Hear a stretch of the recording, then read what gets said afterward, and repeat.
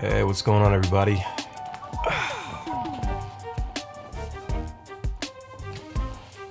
Howi Spangler here.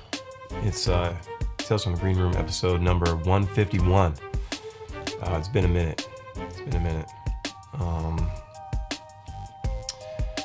How's everybody doing? It's Sunday morning. I just started this podcast. I have no idea what I'm going to talk about. Feels kind of strange, honestly, if I'm being honest. Yeah, man, I don't know. I kind of felt like I did the last episode a couple months ago, and it was with Greg from Cashed Out, and it was a good episode. It was. I just been feeling lately that I don't have much to talk about. I think it has to do with like depression and stuff. Like I've talked about it a little bit recently. Like how I was sort of like not really feeling like, I was kind of dreading the last tour, the spring tour. It was a great tour. I'll say it was an awesome tour. We actually had a really good time. That first show, really brought me out of whatever darkness I was feeling. It was the Janus Live in St. Pete. Had a great time. It was awesome. And then from then on, it was just, every show was awesome. Asheville was always a little weird. I don't think people didn't appreciate it, but it's just a more chill kind of town, I think. And we've always had that. We've always had that feeling when we go to Asheville. It's always kind of like laid back, but like too laid back, Very happy for everybody that came out, by the way. I'm not saying anything like that. Just the energy was a lot lower than the rest of the tour. So like it makes us kind of feel like we're not doing our job right, And we didn't play that well either. We definitely didn't. And like my voice was really messed up. Like my voice was like sucked that day. And I was once I get in my head that I can't sing tonight, everything else just goes off the rails. It's, so, and I try to fight it. I'm fighting it the whole time. I'm like working through it. And it's just like guitar solos are bad. I'm too focused on like what's happening. I don't know. It's super weird, honestly. Anyway, I digress. I was kind of feeling weird about going on the tour. I was in this like odd stage of like, none of this matters, One day the earth will be swallowed by the sun. And I actually use that. It sounds dark, but I actually use that in a positive way on a post, I think it's like 2 weeks ago. Go see your favorite bands live, get out there. One day the earth's going to be swallowed by the sun. Like one day this will all be over, one day this will all be gone. So like we should take every minute and live it to the fullest, But yeah, you could definitely use it in a dark way. Silly. So as far as the podcast goes, man, I was like, I started this podcast to, it was kind of as a way to like, it was like therapy. Because I'd just gotten through the first like year or so, after my dad died, and I like needed something else. I need to do something else on top of the music, like aside from the music, because I didn't feel like, I guess I've kind of felt like the band like wasn't my own thing anymore. It was, you share it with these other guys in the band, and there's all these expectations from the fan base when they're listening, and it makes a lot of pressure, creates a lot of pressure that it's actually it's unnecessary pressure. I mean, it's all in our minds, really. Honestly, I shouldn't give a fuck what anybody wants to hear. It's like I need to keep doing what I need to do, and that's just write cool songs that I enjoy. And but I write for myself.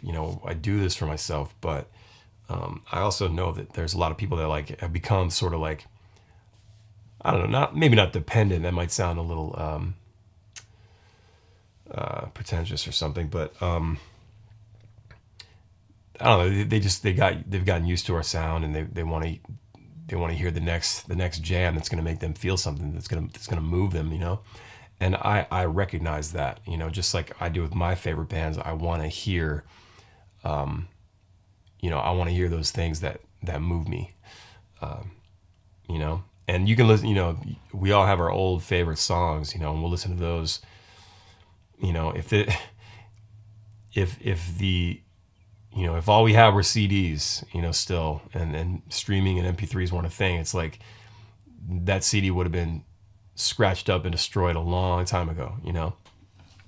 It's like we need those tunes. But I definitely I don't know. I just felt like I was like, what is the point of all this? It's strange. And like, even with the podcast, I'm going off the rails here. Back to the podcast. Like, I started the podcast as therapy. I needed to do something else. And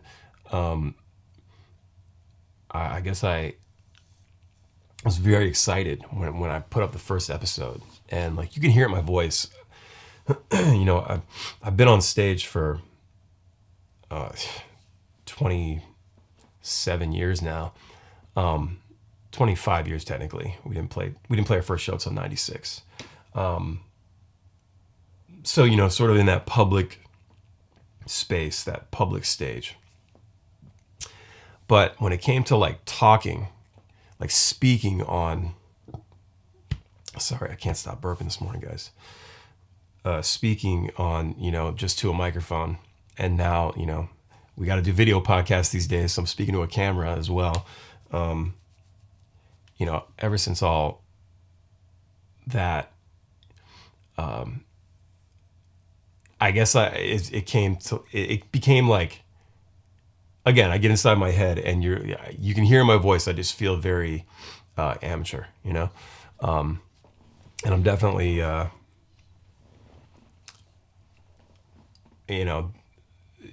I'm just excited. You can just hear it, And once again, I told you I'm going to stumble over this podcast. I have no idea what I'm talking about today. And I saw the response. Like, people were stoked. They're like, "Oh, this is really cool," So I recorded like 2 more episodes, and I put those up like the next day, and then the next day, and I was doing a podcast like 3-4 times a week in that first year, probably. Maybe not that many, but a lot. And then I would bring on guests, and I thought, it'd be great to get so it definitely helps for days like this where I feel like I don't have anything to talk about. I don't know what to say. Having a guest on to bounce off of is great, and it's cool to hear other experiences too, from the other artists and such. And I've had other YouTubers, I've had filmmakers, on the pod, and it's been a very, very interesting, very cool thing, to just talk with these people. And then, but the basis of the whole thing was like, the mission statement, I guess, was to like, just put out like content, like that's like advice, that's like fun to listen to, cause I always throw in stupid stories, or you guys hopefully are used to my weird, dark humor by now. The whole idea was to like communicate some advice at basically the end of the episode. By the end of the episode, I wanted people to, new artists, whoever, anybody that's trying to pursue any sort of creative career. I hope that the advice and the stories that I've told are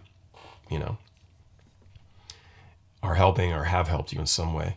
That was the idea. And then, I don't know, I just got to like a point. I'm sure there's a million things that I could say. Sometimes I feel like I'm beating a dead horse, there's a lot of things I could talk about, and let me know, like, if there's anything you think I should, discuss on here. Because honestly, man, like, I wish that somebody would have told me and my band a lot of the things that I'm putting out there for free, like, like, make sure that the radio guy, I've probably mentioned this before, but make sure the radio guy you hire, when he puts you on a radio festival, maybe just look and make sure that there's an actual radio station attached to this little event when you drive halfway across the country to Nebraska. Yeah, I don't even know if we got paid. We probably got paid. No, maybe we didn't. I don't know if we got paid. We drove all the way to Nebraska and back. And it was like a knockoff Buffalo Wild Wings. And we had, some people showed up. It was cool. 100, 150 people. But there was no radio station. It was supposed to be, the whole thing was like a radio station to like hang out with, and hopefully they'll play the song on the radio. Stuff like that, things like make sure your trailer brakes work.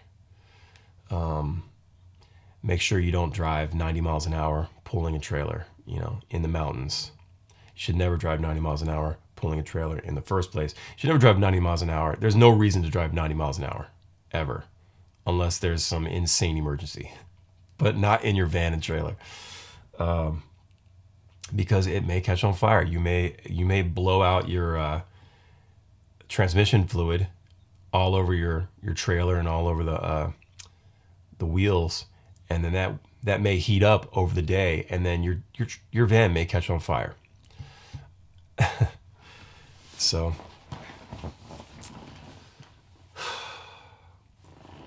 I don't know. I'm just like,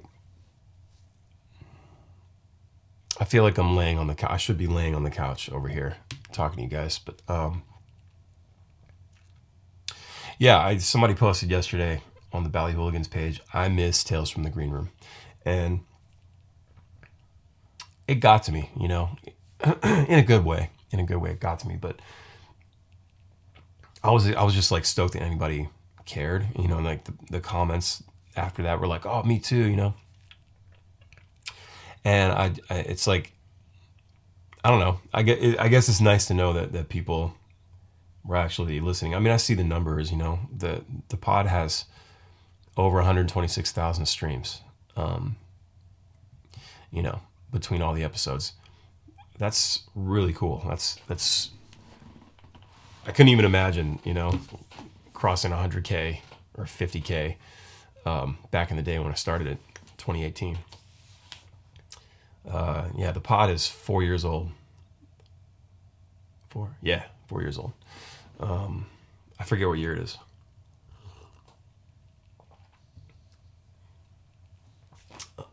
It just, it's one of those things. I think it goes back to like, it's the same thing when I put out my solo EP, or when Ballyhoo puts out a record. I guess nowadays it's kind of expected. We're just gonna get people going, oh, this is dope, flame emoji, and I love that. I don't take it for granted at all. But when you try to do something on your own, when you try to do something different from, either what your group is doing or your circle of friends or whatever, you might feel this anxiety of like, oh my God, they're gonna think I'm such an idiot. They're gonna think I'm, look at this guy just up here making YouTube videos. I made a video one time. I took a snippet of some podcast I did. I was talking about something. Like, it was like some motivational thing that I was talking about. And I put fucking like inspirational music behind it, and I uploaded it. And I immediately felt gross. Like, those, I hate those types of videos, but I was like, I'll try this and see if it like does anything, and I pulled it down. It was there for like a week maybe. I pulled that shit down, but But it was that, it's those feelings of like, I'm going to put this out there because people are going to be looking at this or listening to this and just, I don't know, just being like, oh, look at this guy. I don't know. Do you guys understand what I'm saying? Does that make sense to anybody? And it's just like I tell my son at school, it's like he's in 6th grade and these kids are fucking monsters. They're like I can't believe the stuff that they say on their text messages and in their threads and stuff. Yesterday, for example, he got added to some thread with some kids at school. He just opened his phone and there was a thread going. They just added his name and there it was. And then the one kid that like the main kid who's been a problem in the past, he's kind of a dick. Yeah, I said it. He's like, oh, fuck Draven. I didn't want him to be in here. Take him out of here. Take his bitch ass out of here. Like, dude, you're in 6th grade. Like, you're 11. You're 12. What is happening? These kids are so mean to each other. So I've had to tell my son many times, trying to reinforce it. I'm like, listen, man, like anybody that's saying bad things about you or judging you or constantly poking at you or digging at you, it's because there's something wrong with themselves. There's something, they hate themselves. They're miserable. They wish that they had the guts to do what you're doing. I like to get, I'm a tech guy. I've always been like a tech guy. I love gadgets and shit. You know what I'm saying? And my son's kind of a techie gadget kid as well. So, we got them phones, not like, we got them like the cheaper versions, the like 4 years ago, like the 10R, and I got my daughter like the iPhone 8 or something, like whatever it was, or the SE or something, like just so they have it. Cause for me, that is, say what you want. Like if you don't give your kids phones, that's whatever. But, for me and Danielle, it's like peace of mind. Like I want to be able to get a hold of them, I feel like the world's a little different today. One of the things I was saying was like, I was telling my son, cause he was like, hey, I want to be able to like ride my bike, like down, across the railroad tracks and down, if we need to go to like the Dollar Tree or something. I don't know where he got the Dollar Tree, but if I need to go over there and like get something for you guys, I'll bring it back. And I was like, that's very nice of you, but no. For example, we have phones now and people are just texting while they're driving and they may not see a kid riding on his bike, like those types of things. They have watches because I want to know where they are. I want to be able to call them, and what parent likes standing on the front porch screaming for their kid, or like walking around the neighborhood looking for the kid. I want to be able to call my kids and bring them home for dinner, Anyway, it's like some kids at school don't have phones. There's a couple in particular that don't have a phone or don't have a watch. And the one kid will like take his phone from him and run around. Once kept it for like an entire period. Went into his locker and pulled it out. Like things like that. Like for whatever reason, the kid had his locker combination. And I'm like, look, man, they're jealous. They're jealous you have this stuff. My kid is not like, look what I got. Ugh, I'm so cool. My kid doesn't do that. Both my kids are super cool. Like my daughter puts her watch on and she goes to school and there's no like, look what I got, nothing like that. Like they're very cool kids. They know what they have and they take good care of their stuff, which is awesome. They don't just break it or throw it. They're awesome kids.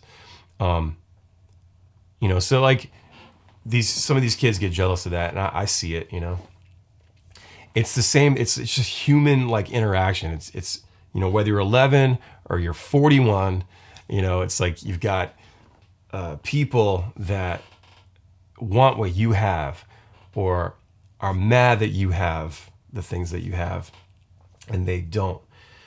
But to me, it's like I chose to like bust my ass for so long, to sort of be able to not have to go to a job, and I did that. I did so many jobs, I quit my job finally in 2013.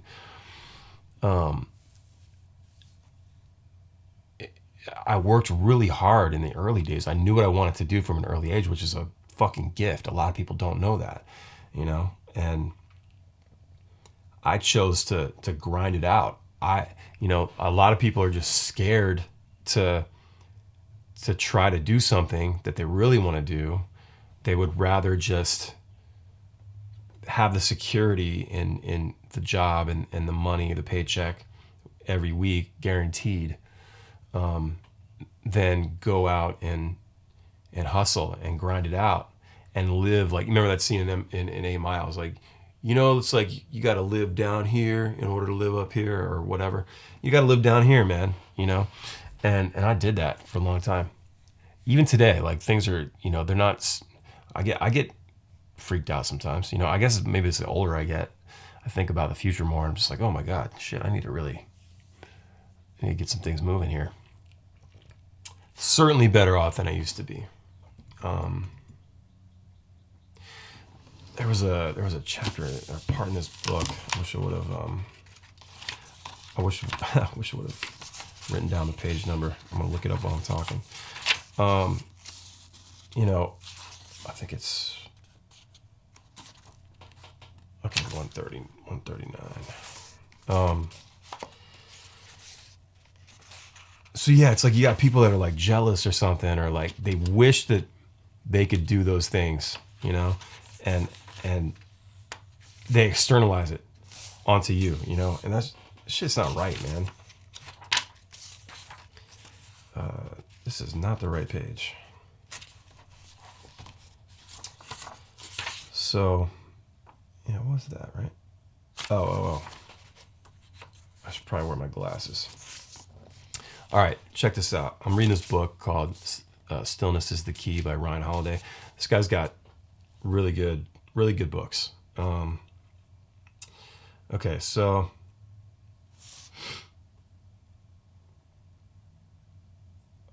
we think we need more and don't realize we already have so much.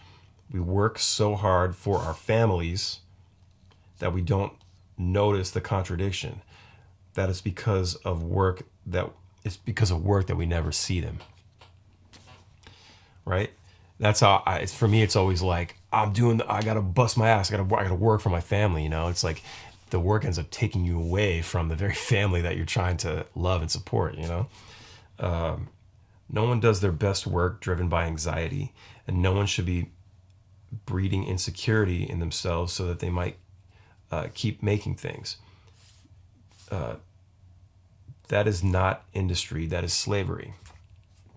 Yeah, I really related with that. I underline these certain paragraphs, but like really related with that because for me, it's like I gotta keep making stuff. Especially like after my dad died in 2016. Like I had to just, well, for the first like 8 months, I didn't do anything. Like I played some shows, but like I didn't write anything. I didn't really do anything.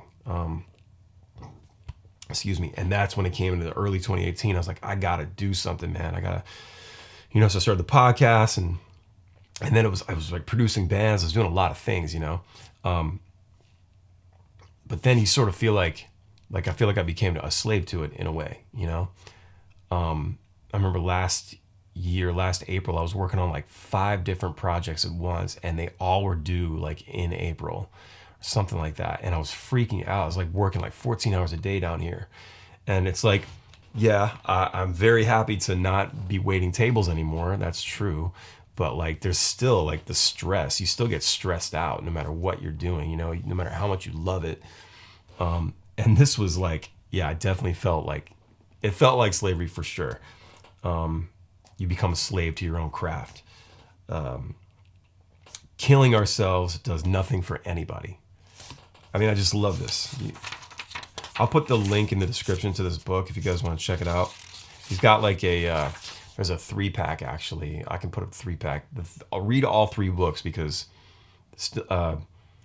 Ego is the Enemy, and there's this one, Stillness is the Key, and then the other one is called the Object is the Way. The Object becomes the way. The Object is the way. Something like that. Just really helped. Really helped.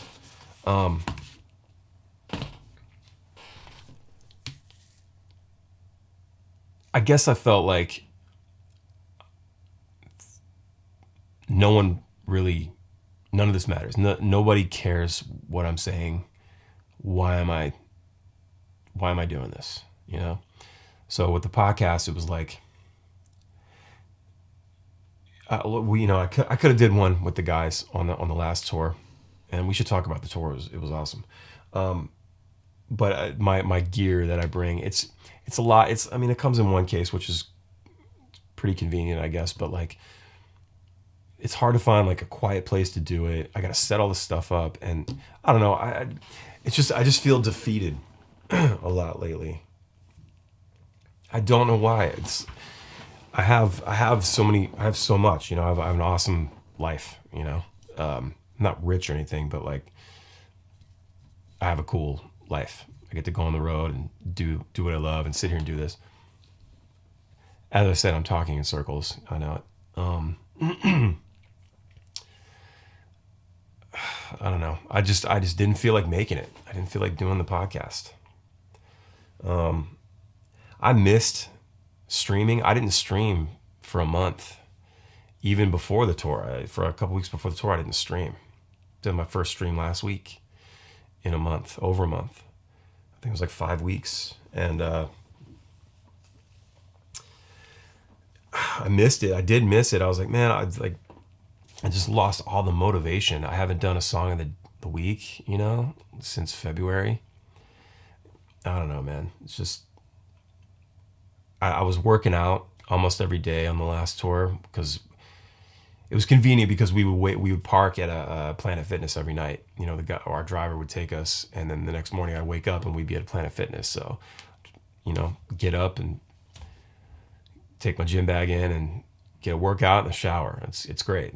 Got to get that black card if you're on tour. It's worth it. And I was feeling good, and we were feeling ourselves. Like me especially. I was like, oh shit, my arms are looking good, son. I'm gonna cut the sleeves off this t-shirt. I haven't worked out in a week since we got home. It's just like a week and a half now. Because now I have to drive there. It's 10 minutes away, but I have to drive there. And it's like, as soon as I get the kids on the bus, I want to start working. I have things to do. I need to just do it. I'm making excuses, and it's like self-awareness and acknowledging the problem is like the first thing, right? It's a big step. It's like going like,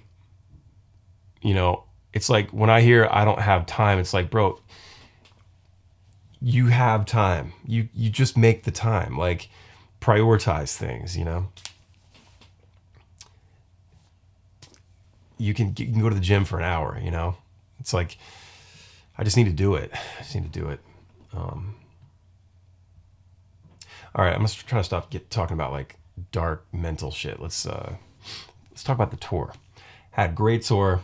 Went out with the Elevators, all great dudes. The shows were slamming. I was very stoked on how many people showed up every night. I couldn't believe, I think we had 5 sold out shows. If you include Tortuga, which had nothing to do with us. The stage was packed when we played. That was great. Everybody was there. A lot of Bally hooligans. I saw the Ballyhoo flags and the shirts and the hats and stuff.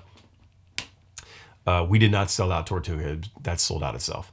But technically, we had 5 sold out shows on the tour.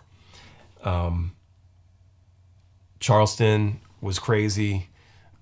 Charlotte was crazy. I couldn't believe it. We haven't been to Charlotte since 2019. I think with Badfish, and it was nuts. Florida was great as always. Always a good time.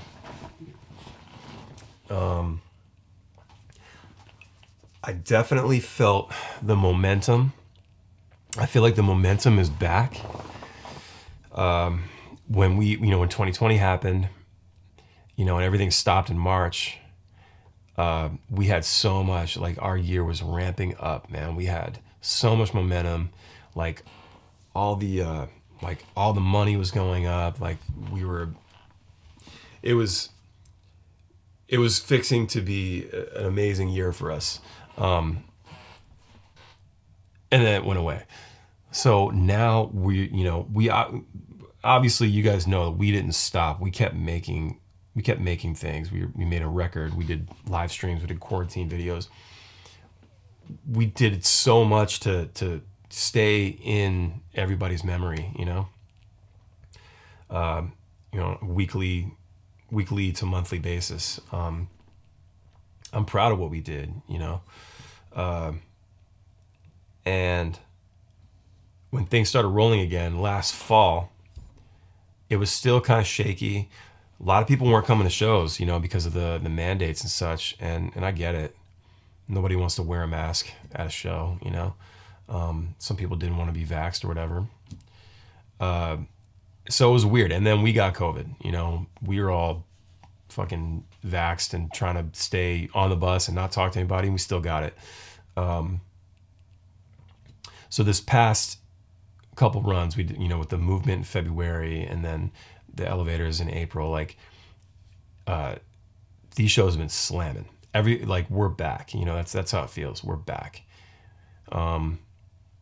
So seeing everybody singing the songs out there, and the show feels more entertaining than it's ever been. Like our show, our set.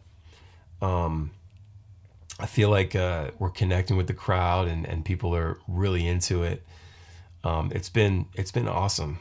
It's been really awesome, and there's more to come. We're playing every weekend, and then kicking off the summer tour with Reggae Rise Up, which stoked to be on that in Maryland. I can't believe that they're doing one in Maryland, but we're gonna have a summer tour after that, and dates will be announced very soon. You guys get all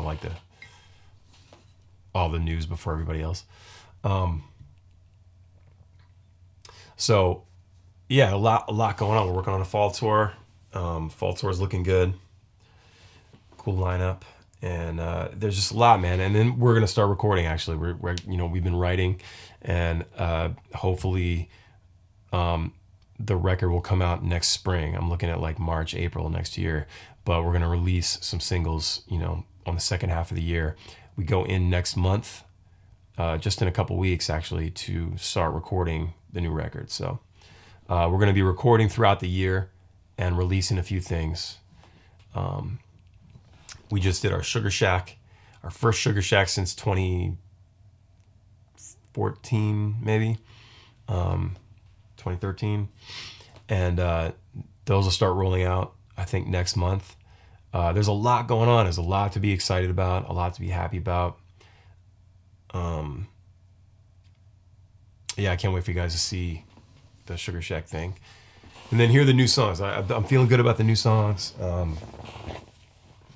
It's kind of going in a direction like what Girls was doing. I don't know. I don't like to do that anymore, by the way. I don't like to, oh man, the vibes I'm getting from this is like Girls meets Daydreams, or kind of like Detonate, but a little bit of Pineapple Grenade. I don't like doing that. It's gonna be what it's gonna be. I'm stoked, and I really think the songs are some of the best shit I've ever written. But I hope you guys like it.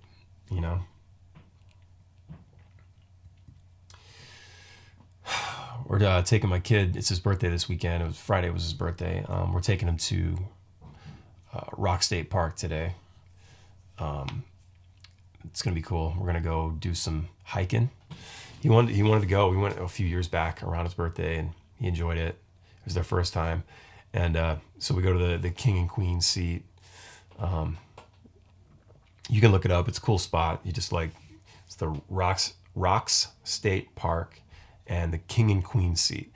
So it's just these rocks that are perched up, these big boulders, the top of rock formations on this big, huge, steep hill, and you kind of see a lot of trees and stuff when you get up there. Oh, it's just a cool experience, fun time for the kids. Used to go there a lot when I was a kid. I'm producing some songs coming up from some bands. I'm going to be working with the Harbor Boys on one of their new tracks. think I have some mixed work coming in with higher education. The Bump and Ugly stuff is starting to roll out that we did last year. Yeah, just a lot of cool shit going on, man. Stoked. Yeah, I don't know. I'm gonna sit here and sip this coffee.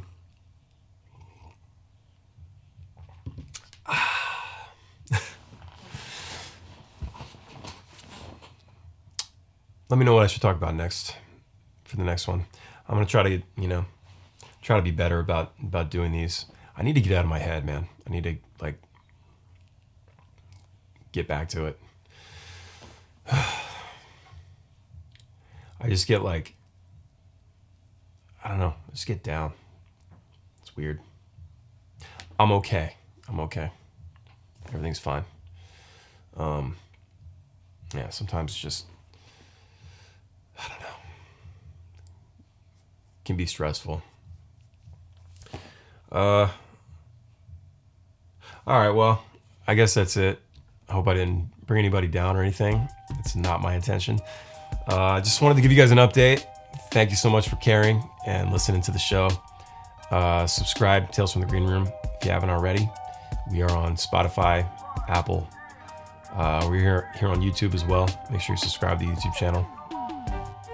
I have tons of acoustic videos and past live streams. You can watch some vlog stuff.